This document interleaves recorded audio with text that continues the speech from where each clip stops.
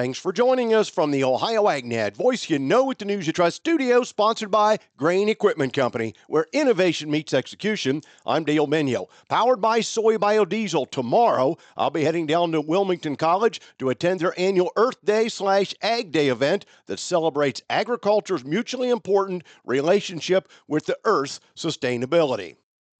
I hope you had a great Easter. Looks like weather might be improving, or at least it can look like that, but I'm sure it's still got some challenges from the moisture side of things. Well, what are you doing to manage risk this year? The most common answer seems to be grow more corn. At least that's what the University of Illinois found out. University of Illinois crop budget estimates show it will cost an average of $4.60 to raise an acre of corn on highly productive central Illinois farmland. It's not hard to see why. There's red ink everywhere, but at least with corn, the insurance backstop is reasonable. The likelihood of bleeding out on soybeans is much higher in 2025, and after 2 years of losses, that's a risk with considerable complications. In the spring, crop insurance projected price at $4.70 per bushel for corn and $10.54 per bushel for soybeans. Under an 80% revenue protection plan, it would take corn prices falling to $3.76 per bushel or soybeans to $8.44 per bushel to trigger a payment without a yield loss. University of Illinois crop budget estimates show it will cost an average of $4.60 to raise an acre of corn on highly productive central Illinois farmland and $11.05 for soybeans. Now, soybeans are way out of the money, and almost all of the financial risk falls to farmers. Nick Paulson, agriculture economist at the University of Illinois, said farmers are generally in good financial shape following big incomes from 2020 and through 2022. But it's not just the 3 consecutive years of negative returns that concern him. It's the size of those negative returns. They could eat up a lot of liquidity, a lot of working capital, and change that strong financial position pretty quickly, Paulson said. In low-margin years, University of Illinois ag economist Gary Schnitke said there are 4 main areas farmers should consider carefully. That being the low-cost producer is important. High yields often come with high cost, and Schnitke suggests running the numbers on things like tillage passes and nitrogen application rates to find cuts. Reassess land rental strategies. For some, that means assessing how much you can afford to pay in rent, while for others it means building a strategy to establish more relationships with potential landowners. And consider your machinery. Is it the right size for your acreage? Could you benefit from sharing with another operation? Or is there a way it could earn additional income? Don't sleep on government payments. The choice between agriculture risk coverage and price loss coverage appeared to be heavily in favor recently of ARC county programs. Today's weather brought to you by Seed Consultants. Simply better performance online at seedconsultants.com. Here's the forecast. We've got a cold front trying to work through the Buckeye State today. I'm Chief Meteorologist Ryan Martin. Let's take a look at that forecast update. Rain showers actually started overnight last night, but we are going to be seeing this front linger a little bit. It's trying to move eastward, but it will probably take into mid or late afternoon to completely clear all areas. We should see clearing from mid to late morning this morning on in western parts of Ohio. It just takes longer to get through the eastern part of the state. All in from this front, probably looking at a 1/4 to 1 inch of precipitation. That includes what fell overnight. Coverage about 95% of the state. We should be dry then in all areas tomorrow. Wednesday dry in most of the state, although I'm not going to rule out a few hit and miss spotty showers in northwest Ohio Wednesday morning to midday. Those seem to want to stay a little bit farther west in southern parts of Michigan and northern Indiana. And then we continue to keep the dry weather around for Thursday and into the start of Friday. Now, Friday midday and afternoon, clouds sticking up. That leads to scattered showers overnight, Friday night into Saturday morning. 1/4 to 3/4 of an inch there, 100% coverage across Ohio, clearing out Saturday afternoon and Sunday. Next week, we started off on Monday the 28th with scattered showers, and those linger through Tuesday with another surge into Wednesday. So 3 days to finish out the month of April, probably looking at 1/2 to 1.5 inches there. Behind it, we are dry from May 1st and 2nd with another round of scattered shower action coming in overnight the 3rd into the 4th. That's a look at your forecast update. I'm Chief Meteorologist Ryan Martin. And thanks, Ryan. This is Clint Wallencheck, Vice President of Product Services at Certified Angus Beef. And Clint, let's go to the world picture. How do tariffs and either the tariff itself or the fear of another country negotiating, does that affect the business model for Certified Angus Beef? I would say what we can directly, there's a lot of questions about it, no doubt. Definitely a top of mind issue. I mean, we can't read a headline without it being in there somewhere. As we sit today, we probably haven't felt impact on tariffs. When we think about a lot of our beef business and trade being done here just in North America, those things are status quo for now. Yet to be determined, I think, with a lot of our other countries when you get out into the Pacific Rim, Japan, Korea, Hong Kong, and so forth, some things like that, yet to be determined. But I think overall it probably is affecting many other industries in a more significant fashion than what it is with beef right now, outside of the fact of just a bit of distracting question waiting to see what will evolve. Well, and that's the probably all distracting question is when you don't have a timeline on it, it can be unnerving. You're a cow-calf guy trying to figure out what kind of cattle do I need to put on the ground this year? What's the market going to respond? You do have a pretty good track record of telling people across the board, not only in North America, but across the country, if it's CAB, you're automatically getting a certain standard. Absolutely. And when we think about that international business, we're sending roughly about 15% of our business is done outside of the United States. And so it does become a significant component as those trading partners globally think about the decision making they're doing today, not just for next week's business, but in many cases, they're thinking 6 and 12 months out.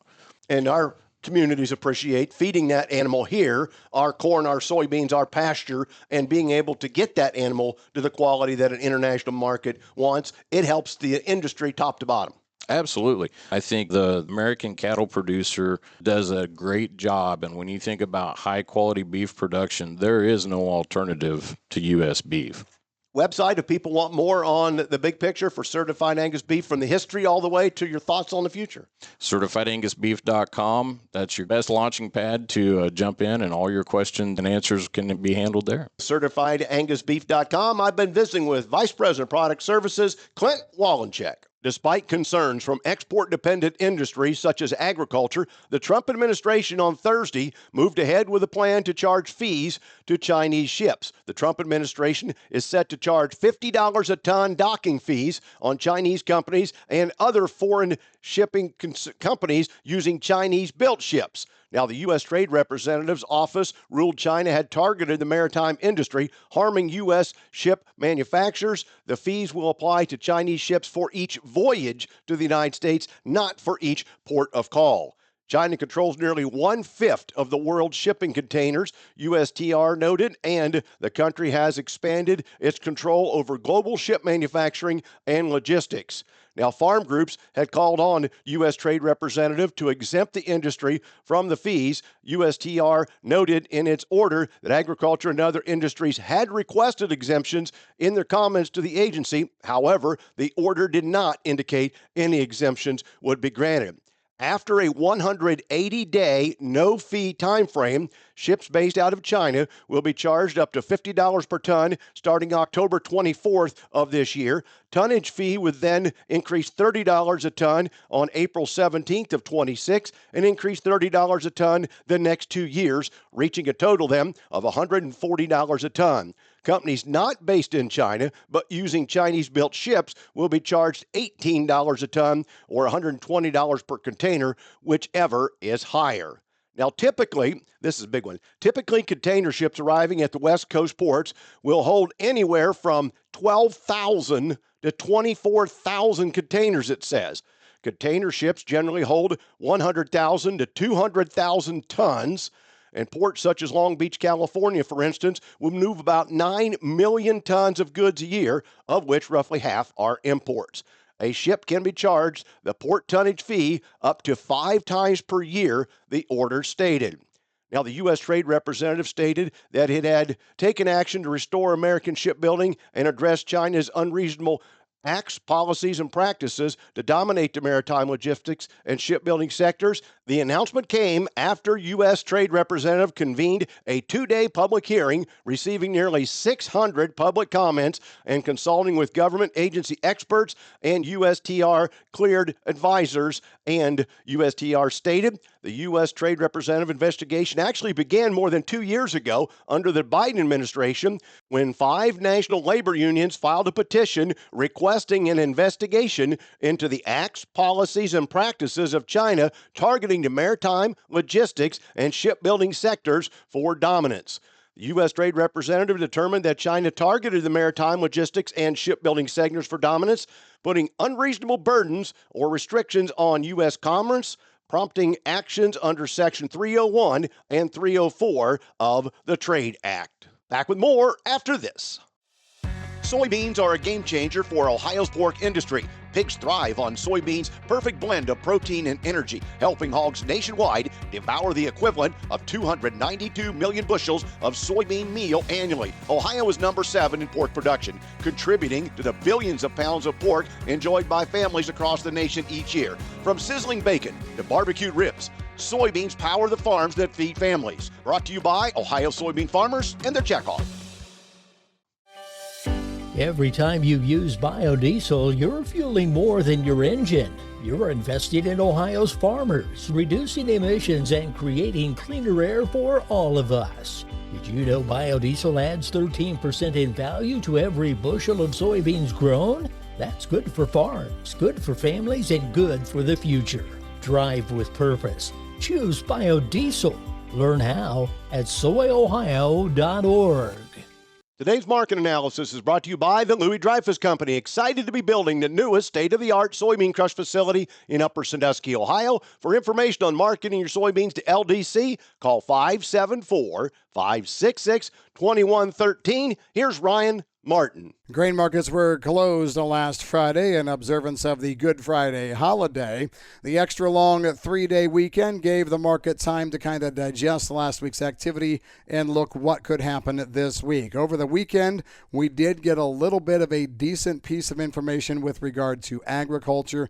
The U.S. Trade Representative's office is handing the U.S. agriculture industry a carve-out of the China vessel tax on everything but government-owned China vessels. So that is good. That means anything that comes in for agriculture on vessels that are not flagged in the U.S. is going to be carved out expressly, except the China-owned vessels. That is going to be the key. The Chinese vessel port tax goes into effect October 14th, which is important for U.S. bulk grain exports.